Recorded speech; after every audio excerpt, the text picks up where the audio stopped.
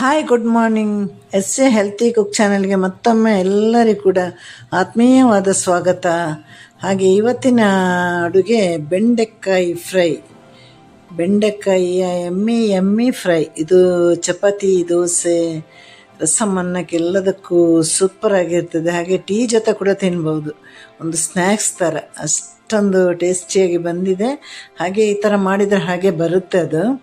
ಇವಾಗ ಇಲ್ಲಿ ನಾನು 3/4 kg ಬೆಂಡೆಕಾಯಿನ ತಗೊಂಡು ಚೆನ್ನಾಗಿ ತೊಳೆದು ಒಂದೊಂದನ್ನೇ ಒರೆಸಿ ಇಡ್ತಾ ಇದ್ದೇನೆ. ಒಂದೊಂದು ಸಲ ಎಣ್ಣೆ ಹಾಕಿ ಫ್ರೈ ಮಾಡ್ತೇನೆ, ಒಂದೊಂದು ಸಲ ಈ ಥರ ಬಟ್ಟೆಯಲ್ಲಿ ಒರೆಸ್ತೇನೆ. ಬಟ್ಟೆಯಲ್ಲಿ ಒರೆಸಿದರೆ ನಮಗೆ ಎಣ್ಣೆ ಲಾಭ. ಎಣ್ಣೆಯಲ್ಲಿ ಫ್ರೈ ಮಾಡಿದರೆ ಸಮಯ ಲಾಭ ಅಲ್ವಾ. ಯಾವುದೋ ಒಂದು ಒಟ್ಟಲ್ಲಿ ಇವತ್ತು ನಾನು ಬಟ್ಟೆಯಿಂದ ಒರೆಸಿ ಮಾಡ್ತಾಯಿದ್ದೇನೆ. ಈಗ ಬೆಂಡೆಕಾಯಿನ ಫಸ್ಟ್ ನಾವು ತೊಳೆಯೋ ಮೊದಲು ಚೆನ್ನಾಗಿ ಆರಿಸಿ ತೆಗಿಬೇಕು. ಯಾಕೆಂದರೆ ಒಂದೊಂದು ಸಲ ಈ ಬೆಂಡೆಕಾಯಿ ಅನ್ನೋ ಒಂದು ತರಕಾರಿಯಲ್ಲಿ ಹುಳ ಎಲ್ಲ ಇದ್ಬಿಡುತ್ತೆ. ಬೆಂಡೆಕಾಯಿ, ಕಾಲಿಫ್ಲವರ್ ಇದೆಲ್ಲ ಸ್ವಲ್ಪ ಸೂಕ್ಷ್ಮವಾಗಿ ಆರಿಸಿ ತರಬೇಕು ನಾವು.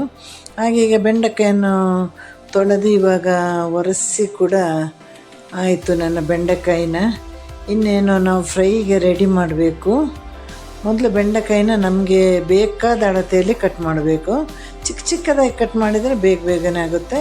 ಕೆಲವರಿಗೆ ಉದ್ದಕ್ಕೆ ಕಟ್ ಮಾಡಬೇಕಾಗುತ್ತೆ. ಮಧ್ಯದಲ್ಲಿ ಕೂಡ ಕಟ್ ಮಾಡಿ 2 ಪೀಸ್ ಮಾಡಿ ಈ ರೀತಿಯಾಗಿ ಫ್ರೈ ಮಾಡ್ಬೋದು. ಅದು ನಮ್ಮ ಒಂದು ಆಯ್ಕೆ, ಹೇಗೆ ಬೇಕಾದರೂ ನಾವು ಕಟ್ ಮಾಡ್ಬೋದು.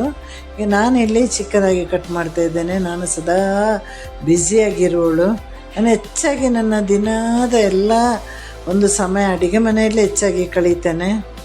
ಹಾಗಾಗಿ ಅಂದರೆ ನನಗೆ ಅಡುಗೆಯಲ್ಲಿ ಇಂಟ್ರೆಸ್ಟ್ ಇರೋ ಕಾರಣ ಹಾಗೆ.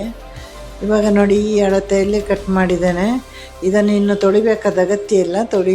ತೊಳಿದರೆ ಕೂಡ ಅದರಲ್ಲಿ ಒಂದು ಅಂಟು ಇರುತ್ತಲ್ವ, ಅದೆಲ್ಲ ಲೋಳೆ ಥರ ಬರುತ್ತೆ.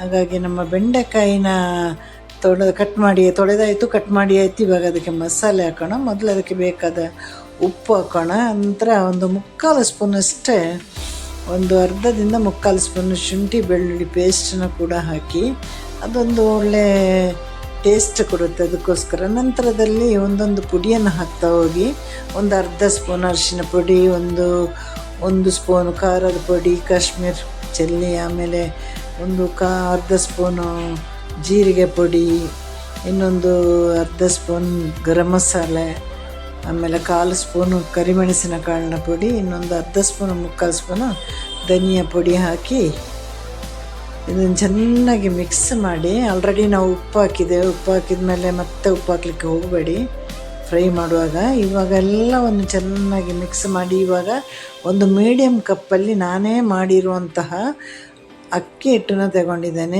ಇದು ತರಿಯಾಗಿ ನಾನು ಅಕ್ಕಿ ಹಿಟ್ಟು ಮಾಡಿರೋದು. ಸ್ವಲ್ಪ ತರಿಯಾಗಿರ್ಬೇಕು. ಸಣ್ಣ ಒಂದು ರವೆ ಬರ್ತಾ ಅಲ್ವಾ, ಕೇಸರಿ ಭಾತ್ ರವೆಯಷ್ಟು ತರಿಯಾಗಿ ಮಾಡಿ ಮಿಕ್ಸ್ ಮಾಡಿ ಇವಾಗ ಡೀಪ್ ಫ್ರೈ ಮಾಡಬೇಕು. ಡೀಪ್ ಫ್ರೈ ಮಾಡೋದಾದರೂ ಒಂದು 1/4 ಲೀಟ್ರ್ ಎಣ್ಣೆಯಲ್ಲಿ ಮಾಡಿ. ತುಂಬ 1 ಲೀಟ್ರ್ ಎಣ್ಣೆ ಎಲ್ಲ ತಗೊಳ್ಬೇಡಿ. ಅದನ್ನು 3 ಸಲ ಮಾಡಿದಾಗ ಅದು ಗರಿಯಾಗಿ ಬರುತ್ತೆ. ನಿಮಗೆ ಒಂದೇ ಸಲ ಮಾಡಬೇಕಂದ್ರೆ ಒಂದು 3/4 ಲೀಟ್ರು, 3/4 ಲೀಟ್ರ್ ಎಣ್ಣೆ ತಗೊಳ್ಬೇಕಾಗುತ್ತೆ. ನಾನಿಲ್ಲಿ 1/4 ಲೀಟ್ರ್ ಎಣ್ಣೆ ಅಷ್ಟು ತಗೊಂಡಿದ್ದು. ಇದನ್ನೀಗ ನಾನು 3 ಬಾರಿಯಾಗಿ ಸೀದು ಹೋಗಬಾರ್ದು, ಗರಿಯಾಗಿ ಫ್ರೈ ಮಾಡಿ ತೆಗಿಬೇಕು. ಅಂದರೆ ಐ ಫ್ಲೇಮಲ್ಲಿ ಇಟ್ಕೊಳ್ಬೇಕು. ಫ್ರೈ ಮಾಡುವ ಯಾವುದೇ ಒಂದು ಅಡುಗೆ ಪದಾರ್ಥಗಳನ್ನು ಐ ಫ್ಲೇಮಲ್ಲಿ ಇಟ್ಕೊಂಡೇ ಮಾಡಬೇಕು. ಇಲ್ಲಾಂದರೆ ಅದು ಎಣ್ಣೆ ಹೀರ್ಕೊಳ್ಳುತ್ತೆ. ಈಗ ಬಜ್ಜಿ ಆಗಲಿ, ಬೋಂಡ ಆಗಲಿ ಎಲ್ಲವನ್ನು ಐ ಫ್ಲೇಮಲ್ಲಿ ಇಟ್ಟು ಮಾಡಬೇಕು. ಇಲ್ಲಾಂದರೆ ಎಣ್ಣೆಯನ್ನು ಅದು ಇರ್ತಾ ಇರುತ್ತೆ. ಇವಾಗ ನಮ್ಮ ಫ್ರೈ ನೋಡಿ, ಈ ಥರ ಒರೆಸಿ ಮಾಡಿದ್ರಿಂದ ಒಂದಕ್ಕೊಂದು ಅಂಟಿಕೊಂಡಿಲ್ಲ ಇದು. ಹಾಗೆ ನೋಡಿ, ಈ ಥರ ಫ್ರೈ ಮಾಡ್ತಾ ಹಾಕಿ ಒಂದೊಂದು ಹಿಡಿ ಹಾಕ್ತಾ ಫ್ರೈ ಮಾಡಿ. ಇದಕ್ಕೆ ಇವಾಗ ನಾವೆಲ್ಲವನ್ನು ಹಾಕಿದ್ದೇವೆ. ಉಪ್ಪು, ಖಾರ ಮತ್ತು ಶುಂಠಿ ಬೆಳ್ಳುಳ್ಳಿ ಪೇಸ್ಟ್ ಎಲ್ಲವನ್ನು ಹಾಕಿದ್ದೇವಲ್ವ. ಕೊನೆಯಲ್ಲಿ ಫ್ರೈ ಮಾಡುವಾಗ ಏನೆಲ್ಲ ಹಾಕಬೇಕು ಅಂತ ನಾನು ನಿಮಗೆ ಹೇಳಿಕೊಡ್ತೇನೆ. ಸ್ವಲ್ಪ ಮತ್ತೆ ಫ್ರೈ ಮಾಡುವಾಗ 1-2 ನಿಮಿಷ ಇದು ಬಿಸಿ ಆರಬೇಕು. ಬಿಸಿಯಾಗಿ ಮಾಡಲಿಕ್ಕೆ ಹೋಗಬೇಡಿ.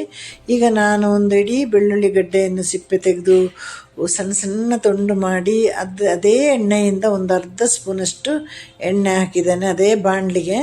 ಇದು ಬೆಳ್ಳುಳ್ಳಿ ಫ್ರೈ ಆದ ಕೂಡಲೇ ಸಾಸಿವೆ ಹಾಕ್ತಾಯಿದ್ದೇನೆ ನಾನು.